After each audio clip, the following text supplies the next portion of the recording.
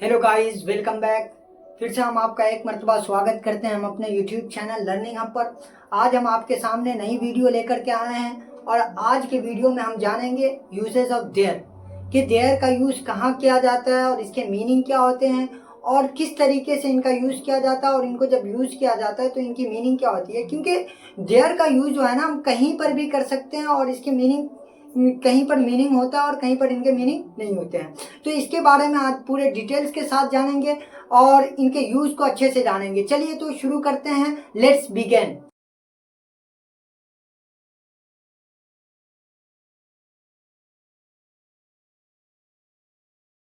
तो आज जो हम जानने वाले हैं वो है एक इंट्रोडक्टरी वर्ड।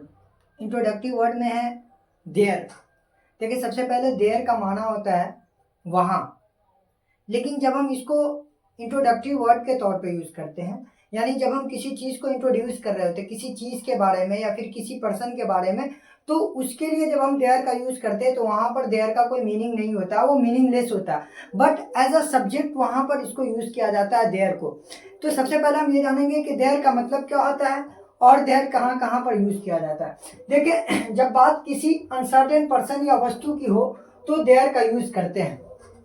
यानी जब कोई आदमी के बारे में, कोई भी पर्सन हो या फिर कोई भी चीज़ हो, उसके बारे में हम यकीनी तौर पर किसी चीज़ के बारे में नहीं बता सकते हैं और हम उसको इंट्रोड्यूस कर रहे हैं उसके बारे में, तो हम उस चीज़ को या फिर उस पर्सन को देयर के ज़रिए से, देयर का यूज़ करके इंट्रोड्यूस करते हैं। इसीलिए हम देयर को क्या बोलते हैं, देयर एक इंट्रोडक्टरी वर्ड है। यानी किसी चीज़ के बारे में इंट्रोड्यूस करना, किसी चीज़ को इंट्रोड्यूस करना, किसी पर्सन को इंट्रोड्यूस करना।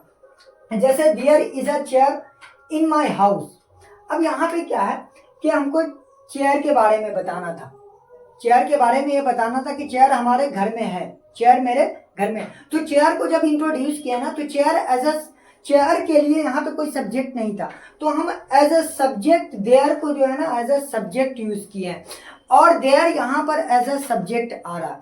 हम एक बात याद रखें कि देयर को जो है ना हम एज अ सब्जेक्ट यूज करते हैं। जहाँ पर कोई सब्जेक्ट नहीं पता हो रहा होता है, सब्जेक्ट अनसर्टेन होता है, तब हम देयर को उस चीज को, अनसर्टेन चीजों को इंट्रोड्यूस करने के लिए हम देयर का यूज करते हैं। जैसे यहाँ देखें, अगर सब्जेक्ट निश्चित हो तो देयर का यूज नहीं करते।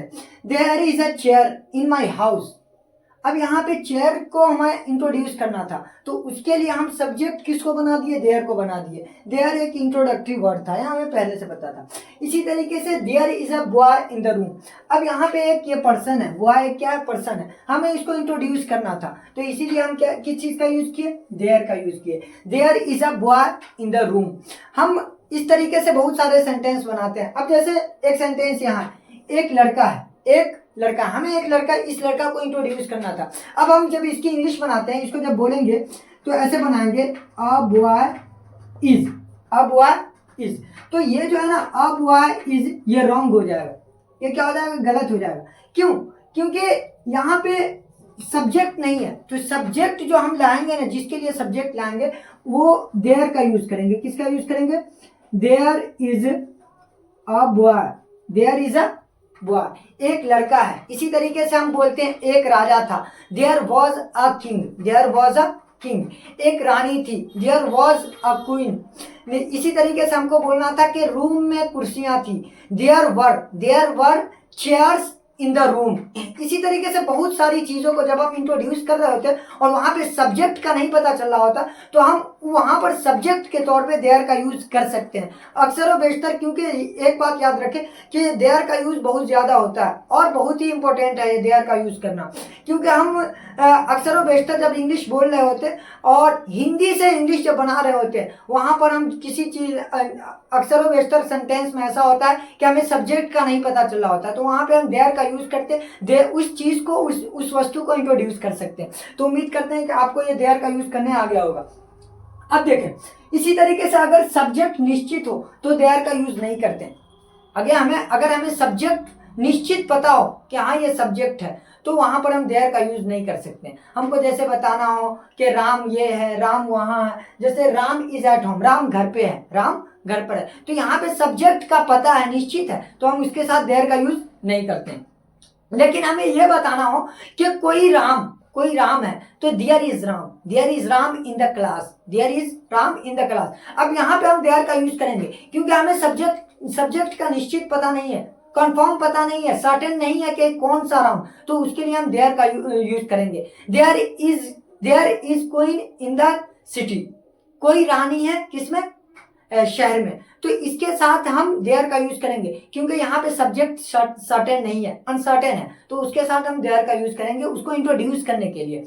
अब इसी तरीके से एक है महीनों, सालों, हफ्तों, दिनों का इंट्रोड्यूस करना।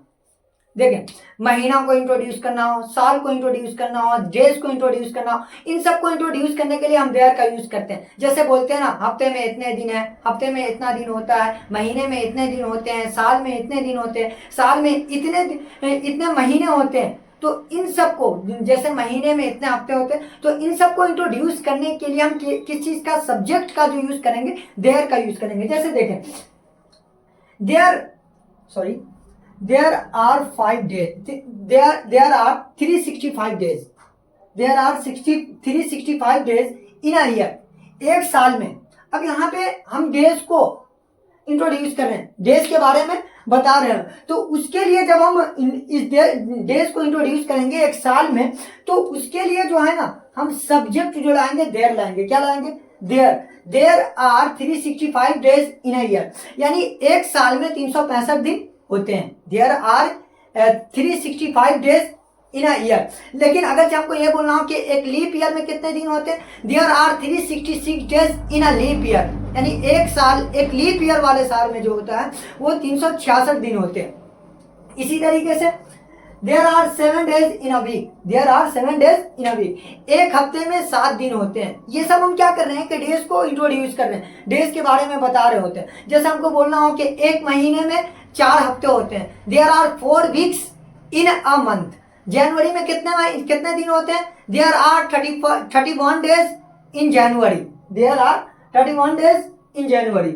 इसी तरीके से अब इन सब चीजों का यूज करें। देखें, हमने हफ्तों को, सालों को किस तरीके, सालों के दिनों को, इसी तरीके से हफ्तों के दिनों को इंट्रोड्यूस करना हो तो किस तरीके से, वहां पे देयर का यूज करके, देयर को सब्जेक्ट बना के उनके दिनों को हम क्या कर सकते हैं, इंट्रोड्यूस कर सकते हैं। अब ये देयर का यूज कहाँ कहाँ पर कर सकते हैं उनके बारे में जानेंगे। देखें, जब देयर के साथ इज लगाएंगे तो इसका मतलब ये प्रेजेंट को इंट्रोड्यूस कर रहा, प्रेजेंट को रिप्रेजेंट कर रहा होगा, यानी ये प्रेजेंट के बारे में बता रहा होगा। जैसे हमको बोलना हो कि एक लड़का है, तो there is a boy, there is a boy.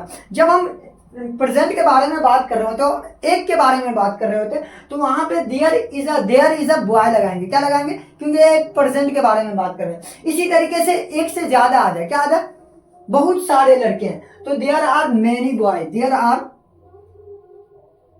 Many boys. यहाँ पे देखिए, एक से ज्यादा के बारे में बात कर रहे हैं। अब यहाँ पे इन लड़कों को, इस पर्सन को हमें क्या करना था, इंट्रोड्यूस करना था, और सब्जेक्ट निश्चित नहीं था, तो उसके साथ हम क्या लगाती हैं, सब्जेक्ट किसको ले आया, देयर को ले आया। इसी तरीके से देयर वाज, देयर, अब ये पास्ट की बात कर रहे हैं, किसकी बात कर रहे हैं, पास्ट की बात कर रहे हैं। तो पास्ट में कोई लड़का था, कोई राजा था, ये था, वो था, तो जब भी था, थी आ जाना, और एक के बारे में बात कर रहा हूं तो उसके साथ हम वाज का यूज करते हैं। जैसे हमको यहाँ पे बनाना हो कि एक लड़का था, तो there was a boy, there was a boy. एक पेन था, देयर वाज अ पेन। जैसे हमको बोलना हो कि उस रूम में एक लड़का था, तो there was a boy in that room. इसी तरीके से हमको बोलना हो कि उस क्लास में एक टीचर था, एक शिक्षक था, तो there was a teacher in that class. उस स्कूल में एक टीचर था, तो there was a teacher in that school. इस तरीके से हम आराम से ट्रांसलेट कर सकते हैं। तो एक बात याद रखें कि जब पास्ट की बात हो रही हो तो उसके लिए वाज लाते हैं या फिर वर लाते हैं। अगर चाहे अकेला हो और वहां पे सब्जेक्ट निश्चित ना हो तो उसके साथ हम देयर का यूज करेंगे और वाज का यूज करेंगे। लेकिन एक से ज्यादा आ जाए तो वर लगाएंगे। जैसे हमको बोलना हो कि लड़के थे, तो देयर वर बॉयज, लड़के थे। अब इसी तरीके से ये वाला देखें, अब फ्यूचर की बात हो रही हो, हमने प्रेजेंट का देख लिया कि प्रेजेंट में ऐसा हो, पास्ट में ऐसा, पास्ट में हो तो था, थे, वाज लगाते हैं, वर लगाते हैं। इसी तरीके से अगर फ्यूचर में आ जाए कि ये होगा, वो होगा, लड़का होगा, या फिर टीचर होगा, क्लास में टीचर होगा, तो उसके लिए हम विल बी का यूज करते हैं। किसका? विल बी का। जैसे यहाँ देखें, देयर विल बी होगा, देयर विल बी होगा, यानी हमको बोलना हो कि लड़का होगा, तो there will be a boy in the room, there will be a boy in the room, room में, कमरे में लड़का होगा। जैसे मेरे जेब में एक पेन होगा, तो there will be a pen in my pocket. इसी तरीके से हमको बोलना हो कि क्लास में शिक्षक होंगे, तो there will be a teacher, there will be a teacher in the classroom, in the classroom. तो इस तरीके से हम आराम से ट्रांसलेट कर सकते हैं। तो हमने प्रेजेंट के बारे में पढ़ लिया। प्रेजेंट में आ जाए तो प्रेजेंट के बारे में हमें इंट्रोड्यूस करना हो एज अ सब्जेक्ट देयर को, तो उसके साथ इज या आर का यूज करते हैं। अगर चाहे पास्ट में इंट्रोड्यूस करना हो तो उसके साथ वॉज या वर्ड को यूज करते हैं। इसी तरीके से अगर चाहे फ्यूचर में इंट्रोड्यूस करना हो एज अ सब्जेक्ट देयर को, तो उसके साथ विल बी का यूज करते हैं। लेकिन अगर चाहे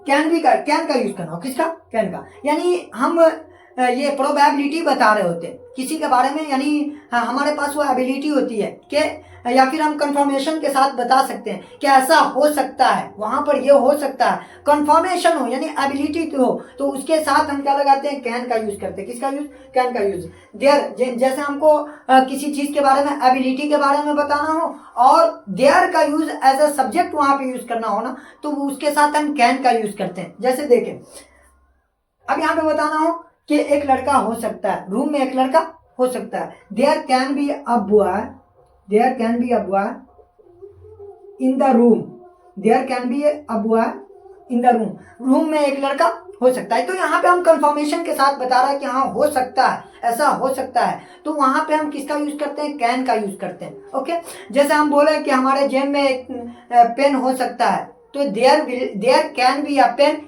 इन माई पॉकेट, हमारे जेब में फोन हो सकता है, there can be a phone in my pocket, there can be a phone in my pocket. तो इस तरीके से हम आराम से ट्रांसलेट कर सकते हैं। तो उम्मीद करते हैं कि आपको देयर के साथ कैन का यूज करने आ गया होगा, कि जब हम किसी चीज को इंट्रोड्यूस कर रहे होते हैं और उसके साथ कैन का यूज करना हो तो किस तरीके से करते हैं। There can be a phone, there can be something, something, कुछ भी, यानी जहां पर हम कैन के जरिए से इंट्रोड्यूस कर रहे होते हैं किसी चीज को, किसी अनिश्चित चीज को, तो उसके साथ हम देयर का यूज करेंगे एज अ सब्जेक्ट। इसी तरीके से देखें, कुड भी। अब पास्ट में, ये तो प्रेजेंट की बात हो रही थी, प्रेजेंट में ऐसा हो सकता है, लेकिन पास्ट में ऐसा हो सकता था, वहां पर ये हो सकता था। तो हम जब पास्ट में किसी चीज की क्षमता के बारे में बता रहे होते हैं ना, किसी चीज की एबिलिटी के बारे में बता रहे होते हैं, तो उसके साथ कंफर्मेशन के साथ बता रहे होते हैं, तो उसके साथ कुड बी का यूज करते हैं। किसका? कुड बी का। There could be a boy, there could be a boy in the room, there could be a boy in the room, यानी रूम में, कमरे में लड़का हो सकता था, ऐसा हो सकता था। मेरे पास ये हो सकता था, तो उसके साथ हैड का यूज करेंगे। ओके, अब यहाँ पे देखें, ये क्या पता चला कि कुड बी, कैन बी के साथ देयर को कैसे रिप्रेजेंट करते हैं एज अ सब्जेक्ट। अब ये वाला सेंटेंस देखें, मे बी, मे बी। अब मे बी का मीनिंग भी तो एक होता है, जो कैन का माना होता है वही मे बी का माना होता है, दोनों का मीनिंग सेम है, लेकिन दोनों में फर्क क्या है कि कैन जो है ना एबिलिटी को बताता है और ये मे भी प्रोबेबिलिटी को बताता है, यानी हो भी सकता है और ना भी हो सकता है। जहां पे हो भी सकता हो यानी कंफर्मेशन आप नहीं बता रहे हो, वहां पे आप यानी डाउट हो आपके पास या फिर प्रोबेबिलिटी हो उसमें, तो उसके साथ हम मे भी का यूज करते हैं। जैसे हमको बताना हो कि बारिश हो भी सकती है, बारिश हो सकती है, तो देयर में बी रेन, देयर में बी रेन, बारिश हो सकती है। तो देखिए यहाँ पे देयर का जो यूज किया है ना, वो कैसे यूज किया है? एज अ सब्जेक्ट यूज किए हैं, और बारिश को रिप्रेजेंट कर रहा है ये देयर एज अ सब्जेक्ट। ठीक है, तो उम्मीद करते हैं कि आपको मे बी वाला भी समझ आया होगा। अब यहाँ पे देखें, देयर शुड बी, देयर, अब शुड बी मतलब होता है होना चाहिए, ऐसा होना चाहिए, वहां पर एक चीज होनी चाहिए, वहां पर एक चीज होनी चाहिए, यहाँ पे, या फिर वहां पर पेन होनी चाहिए, तो there should be, there should be a pen there. अब यहाँ पे जो है ना ये देयर जो है ना, यहाँ पे ये देयर, ये अपना खुद का मीनिंग कर रहा है, यहाँ पे वहां होगा, यहाँ पे क्या होगा? वहां एक पेन होनी चाहिए।